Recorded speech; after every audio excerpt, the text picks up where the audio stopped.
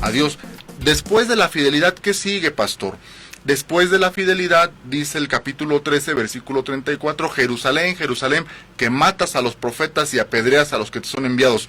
Este vínculo o esta asociación de los profetas y de los enviados no es otra cosa más que una preparación en la doctrina apostólica y profética. Pero esa preparación en esa doctrina solamente, hermano, van a tener la capacidad de poderla recibir, de poderla entender, de poderla desarrollar aquellos que ya fueron evaluados y aprobados en un proceso de fidelidad, hermano. Recuerde que mucha gente quiso participar de la palabra del Señor y el Señor 7 veces restringió su palabra. ¿Por qué? Porque el pan, dice el Señor en uno de esos pasajes, el pan es para los hijos, el pan es para los fieles, el pan es para los que con fidelidad se saben sentar a la mesa del Señor. Entonces, después de la fidelidad en tiempos de adversidad, hermano, tenemos que ser preparados en la doctrina. ¿Sabe por qué?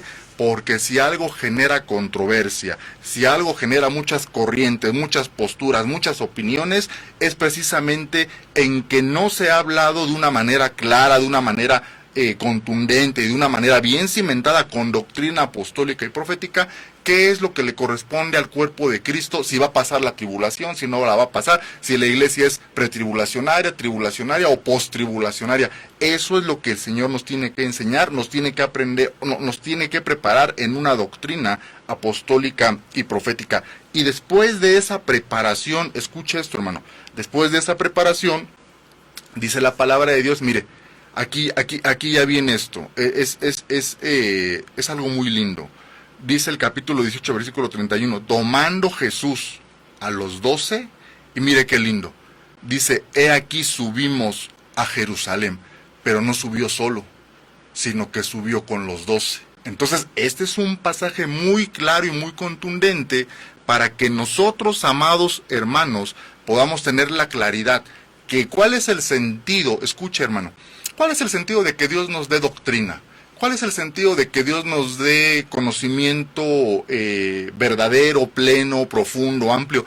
No el hacernos cabezones, no el que nos jactemos de un vasto conocimiento, no, sino que por medio de esa doctrina, por medio de esa enseñanza, por medio de esa palabra cimentada en los 5 apóstoles escriturales, nosotros aprendamos a caminar en ese gobierno de parte de Dios. Mediante la doctrina, amado hermano, lo que Dios busca es que nosotros caminemos en ese gobierno de parte de Dios. Ahora, ¿sabe por qué? Porque son los apóstoles y son los profetas. Escuche esto, hermano, por favor. Obviamente lo vamos a tener que enseñar. Dice la palabra de Dios que el Señor, habiendo nosotros edificados sobre el fundamento de apóstoles y profetas, venimos a ser una morada para Dios.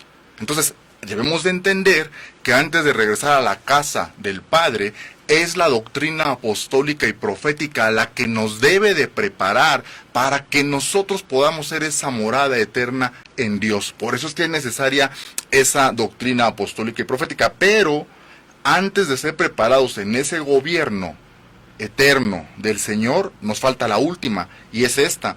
Y luego al de nada más el versículo 13, donde dice, y llamando a 10 siervos suyos, les dio 10 minas y les dijo, negociad entre tanto que voy y vengo, o entre tanto que regreso, entre tanto que vengo.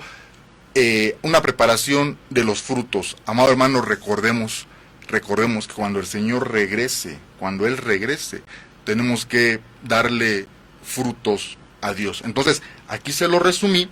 Déjeme hacerle esta pregunta. Quizá le parece que voy rápido, pero es que hoy le quiero hablar solamente de la fidelidad.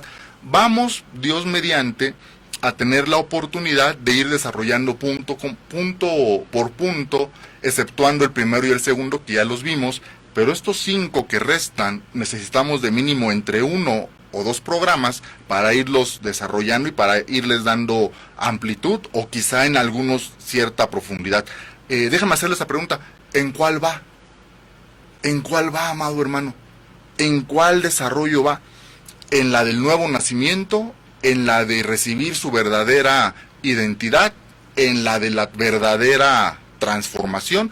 ¿Está ahorita con los tiempos tan adversos hay cosas que no entiende, a lo mejor está desanimado y hoy esta noche el Señor le va a hablar y le va a decir, estos tiempos son para que manifiestes esa fidelidad, y si pasas la prueba de fidelidad, entonces yo te voy a preparar con doctrina apostólica y profética para enseñarte gobierno eterno y puedas ser una morada para Dios eternamente, y puedas incursionar en esos frutos y recibas, mi hermano, qué lindo, no solamente Dios nos ha prometido que vamos a ser una morada o que vamos a morar eternamente con Dios, sino que también Dios nos ha prometido que vamos a recibir un galardón eterno. Pero para poder recibir ese galardón eterno, definitivamente necesitamos ser preparados. ¿En cuál va, hermano?